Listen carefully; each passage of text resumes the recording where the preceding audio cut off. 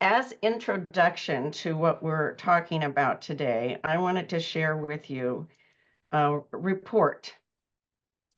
And there's the question about many things, including immigration these days, based on the shift in our national administration, one of which is immigration. And many, if not all of us here, know about the MRC, the Migrant Resource Center, that first stood up in 2019 when we were experiencing one of the first surges in migration. We've always had migration in San Antonio, but surges. And I think it's something of the city that for 3.5 years, what was, kind of a temporary, in the moment, we're going to do the right thing. It continued and reshaped itself, and collaborations came together in these 3.5 years. I just kudos to the San Antonio community. But this is one of the emails that I would get daily about migration, but this is the update this week. So this is the most current. So you can see 0 because the Migrant Resource Center officially closed this week. And I'm not going to read all this to you because it's not rocket science here. This kind of shows you the numbers since the beginning of 2025. And so the total, the green are the total arrivals. And then the above, so there was overlap, right? People didn't always leave within the day or the next day, but those who were sheltered overnight at the MRC.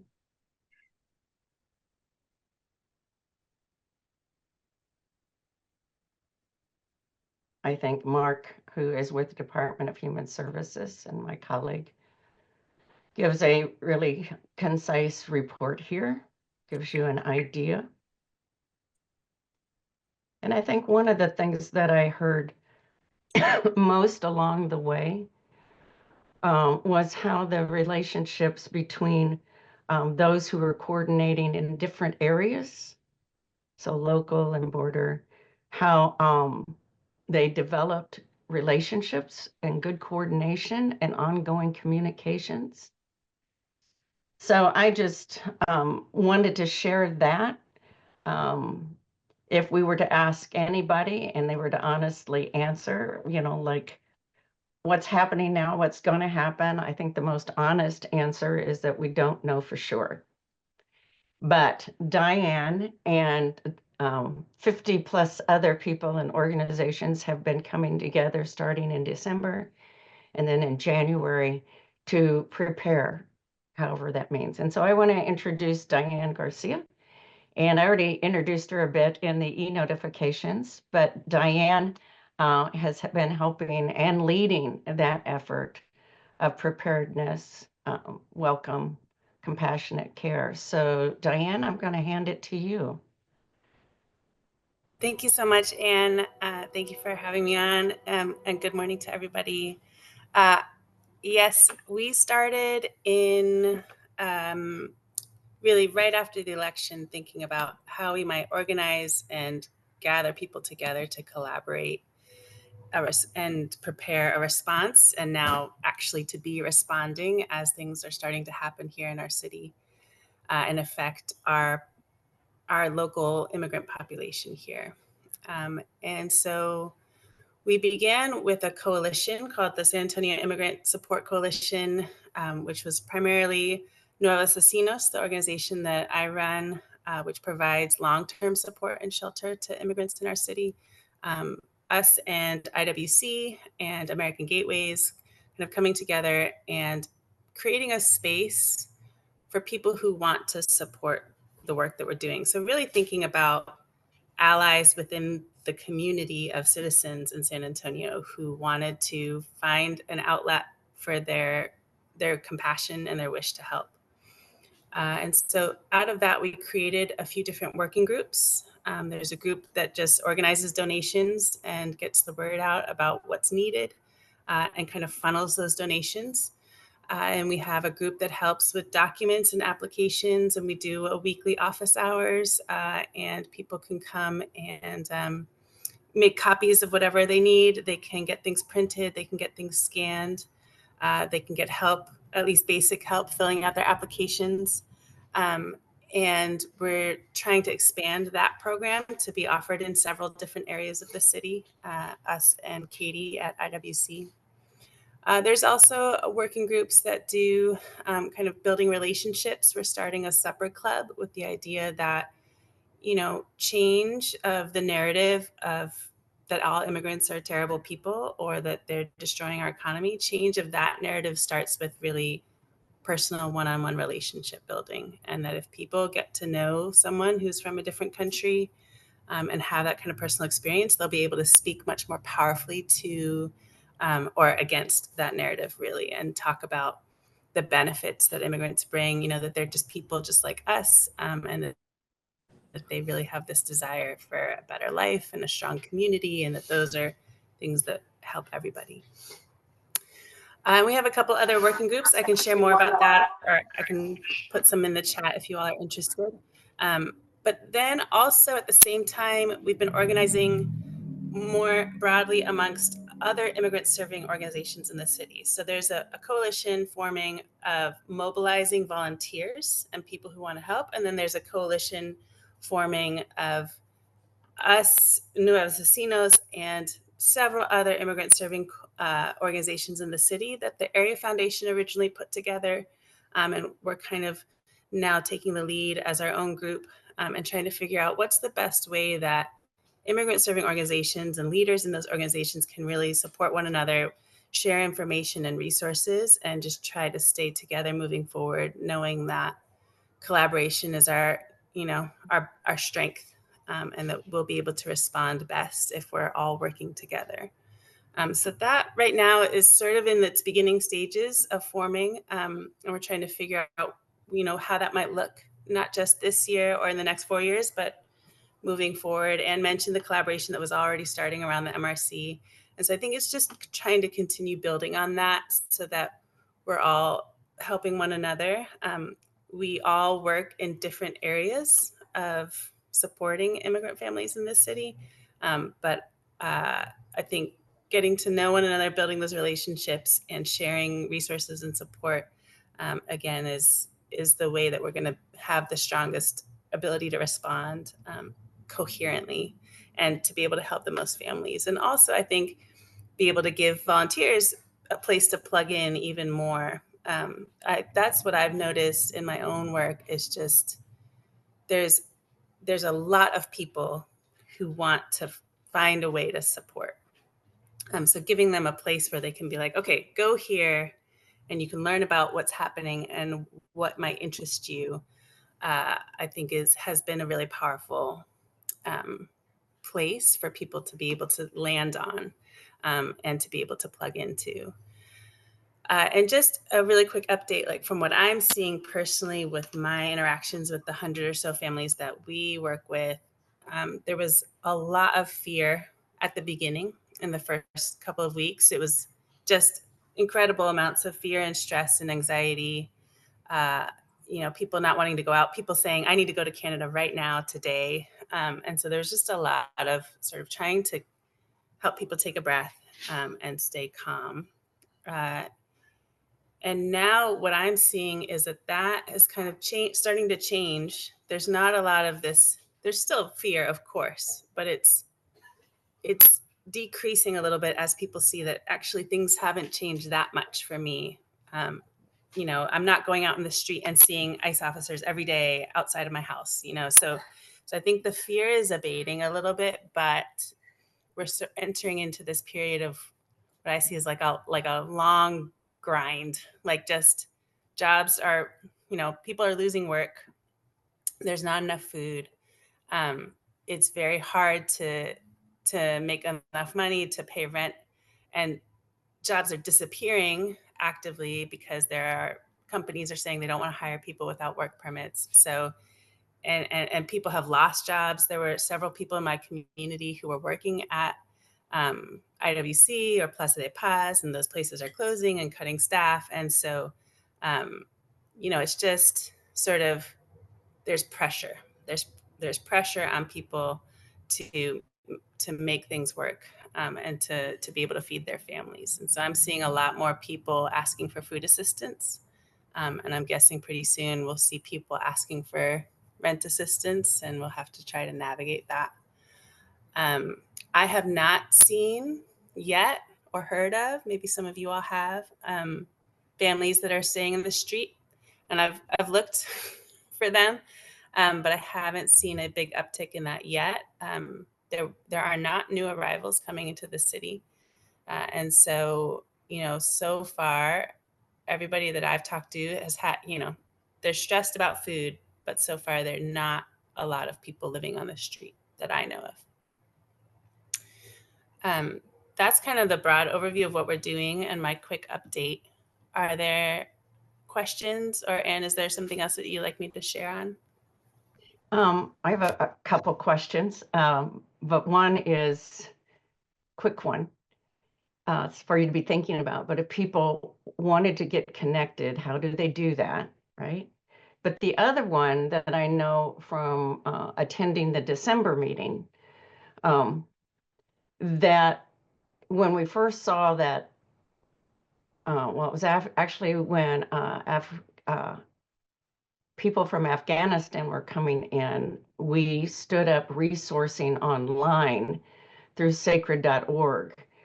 And so my question is, because in all of our collaboratives and people here in who are attending this morning, we utilize sacred.org.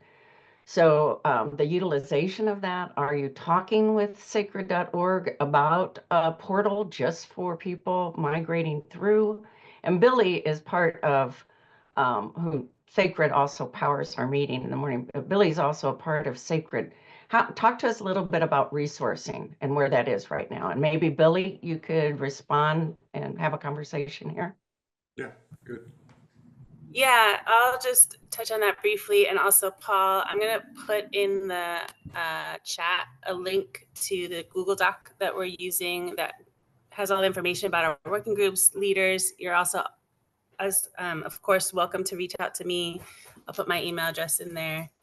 And at the end of that document that I just put the link to the chat in there, there's a resource list, which includes all the articles that have been written about Nuevos Vecinos and the work that we're doing in the city. So you asked for reports and articles. We're updating it all the time, but that's in there right now. And we are certainly, Sacred is a great resource that we refer people to. We hand out those little cards whenever we're interacting with new families. I also know that the Area Foundation is working on a resource guide specifically for the immigrant community here. And so I'm not sure what the timeline is on that, but that was something that all of the immigrant serving organizations met around just recently about what needs to be included in that resource guide, and how they're going to roll it out. So that's great, because that's a lot of pre-work. Yes, it's a huge amount of work. That's a good help. Do you know who at the Area Foundation is leading that work? I know Jesus Garcia Gonzalez is led the meeting, is kind of in charge of those meetings. So I think he's the one that's taking the lead on that. Okay. So we have a lot of immigrant resources already on Sacred. So I don't see a reason to duplicate, but if they found some new ones, we would certainly be interested to get those added. And if we need to create a category or create a page specifically for those, we'd be more than happy to pull that together. And it might be like a portal. Yeah. I think the idea was to create sort of even maybe a physical book that people could kind of, you could hand someone, and it would have QR codes, of course, linking to different sites and resources, but something that was targeted specifically to the person from another country standing in front of you, that you could kind of hand to them and say, here's this information that's just curated just for you. So we can certainly do that online, and the card like you've already do with Sacred, that makes it pretty easy. We are always already in Spanish and English, so some of the migrants that come in are Spanish speaking, so we're already ready to talk their language. For a print document, you're kind of limited in space and size and all that, so we can talk. There's opportunities here. We've already got a Yeah, lot I of would this definitely data reach already. out to Jesus at the Area Foundation. Okay, good, He thanks. would know. Great. Yeah. It's 8:22. We have I'm going to take a pause about 8:30, and then we can continue conversation. Other questions and comments from our attendees? Kendralee from Iowa. Hi, guys. Good morning. I just wanted to say thank you, Sacred. I know it's a little bit off topic, and thank you, Miss, for your presentation. But in my work every day, Sacred, having that to give people empowers them to be able to find resources that are comprehensive in their language, meeting them where they're at in real time. I give out those cards in every resource bag that I put out. Sacred, you are amazing, and your acronym is so fitting along with the English word. Like, you are sacred to our community. Thank you. Kendra, you're my hero. Thank you. Thoughts, questions for Dianne? Or information you want to add even that you didn't hear?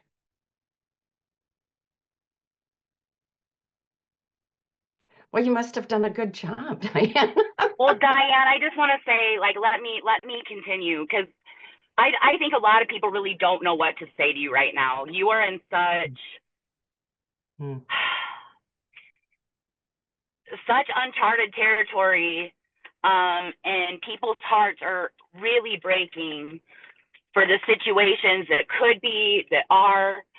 And so I guess I don't think being met with silence is because people here are not interested. People here, we just don't know what to say, girl. And God bless you for the smile on your face right now, for being here right now, for saying things aren't really affecting you right now, for being that voice, and just being that calm and the strength for this population, which is a population that San Antonio boasts the most of probably in the entire country.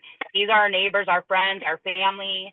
I just want to say thank you. And I don't know what to say right now, besides God bless you.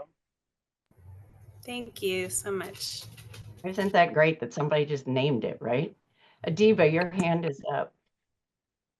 Yeah, I just want to repeat what she just said, just because it's really crazy. My family immigrated here 50 years ago, and this is bringing up a lot of emotions for me. It's the crazy part, even as a human being, the thoughts go like, my family's spent years trying to migrate here from Egypt. Originally was to Canada, and that was shut down. And it's so amazing to sit here and have all these emotions come up when I know I'm totally not at a risk of anything happening to me. And I just wanted to say thank you for that, and also express that it is hard. You don't know what to ask. I don't know what to, I don't necessarily know if I even have the capacity to help in any way, because it's so, it's so triggering, so emotional. But I know that there are a lot of moms and teachers that are also very concerned, and they don't know what to do. And anyway, I just wanted to thank you. Thank you for this. And maybe there are resources that we can reach the community that not necessarily can help But as I'm sitting here and thinking, is like, okay, who else do I talk to? Because it sounds so crazy to think that the process of coming here and all that my family went through to get established, and you know, I was just in almost in high school, but those emotions are so intense, and not knowing, like, part of me is guilty because, like, I don't want to even get involved right now because I'm so emotional. And that makes me think about what resources do we have to settle down and to calm the fear of other citizens that are not, you know, they don't have to actually volunteer, but what resources possible? I don't even know. I'm just, anyway, thank you for that. And it just opens a lot of thoughts and wonder of what to do for myself and others as well. Thank So, you. so, Yeah, that all those emotions make a ton of sense at this time. Thank you for sharing that. And you know, fear is definitely the purpose of what they're doing is to create fear in especially people who've had an immigration experience or are immigrants currently, and people who I think the other purpose is to create hopelessness in the community of allies, that there's nothing you can do, right? That's like the purpose of their actions, and to kind of hide the suffering so that people feel like, oh, you know, there's nothing I can do. I can't go to the detention center in Guantanamo Bay. So what should I do? So those emotions are very natural, I think. I see a couple of other hands. I just put also the other link in the chat I put was to our Signal group, which is kind of the action group. So if you're interested in joining that and just hearing about the things that we're doing or contributing, something that you're doing that you know you think other people who are allies might want to participate in, you can put it in there. We're using Signal, which is recommended as a more confidential communication app. So I'm then going I to pause and then call on Randy next, but it's 8:29. So for those who need to leave, move on to other meetings, thank you for being with us. We're going to hopefully have a continuation of this immigration conversation at next week's at the intersection. I'm working on that. So I'll keep you posted. Thank you for being with us. And we're going to continue having conversation, and we'll close at 8:45. Randy. And you'll need to. Hi. Can you hear me? Yes, we can. Okay, real good. I just want to say real quick, you know, in the last few days, I've been surprised at these conversations that I've had that have just popped up with people. And one of them is a friend of mine in town who's an artist, and his teacher's mother, who is 85 and has been here for 60 years, and she couldn't get her visa renewed now. Another guy in just a casual conversation, recognizing an ally, said, you know, I've been here all my life and I've never gotten citizenship. I don't know what to do right now except lay low. And this idea of another guy who has worked with us in the past, he's been here since a child. He has 4 children, 2 born in Mexico, 2 born in the United States. They're almost grown now. Same deal. Never has done any paperwork, never has got any.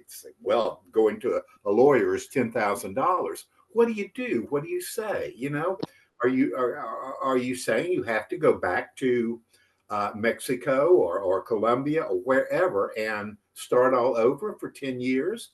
What about their houses here? What about their, you know, there are a lot of people that have deep roots at this point, that this is a,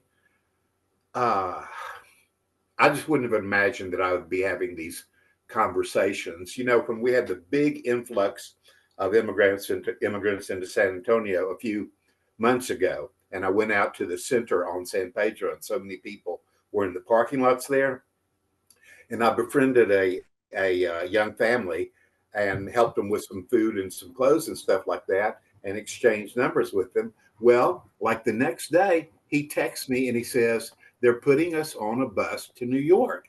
And I called a friend of mine that works with people coming into town all the time, and she said, not a bad thing. New Yorkers are a lot better than Texans are at this stuff. And so, truly enough, when he got to New York, he plugged into a job there, and I see him on the internet. And he's doing, I mean, he's just like going, and I don't know how anyone gets going that quickly in this country. But what I am saying is that there are a lot of smart, educated, skilled people coming into this country that just need a little help. I don't know how to help. Yeah, thank you so much, Randy. I mean, to answer the question that you asked there, I think my response to people is don't make any sudden moves. If I have the time, I talk about how trauma affects our brain and prevents us from being able to make good decisions and problem solve. And so I always encourage people just wait before you do anything drastic. And, right now, for most people, even those working without papers in San Antonio, they're not going to face a raid right now. As things are going right now, they're really not doing that. They're not raiding multiple places of work. They have been looking for people who are in Tren de Agua, who have some sort of record. I have heard of that. But I think if you are just a, hardworking mom or dad and you don't have papers, for now, you're probably going to be okay. And then I think, as Norma mentioned here, I would then help them just get as much information as they can. So, get papers together, make sure they learn about their ways you can sign over the title of your car if you need to have that prepared in case something were to happen.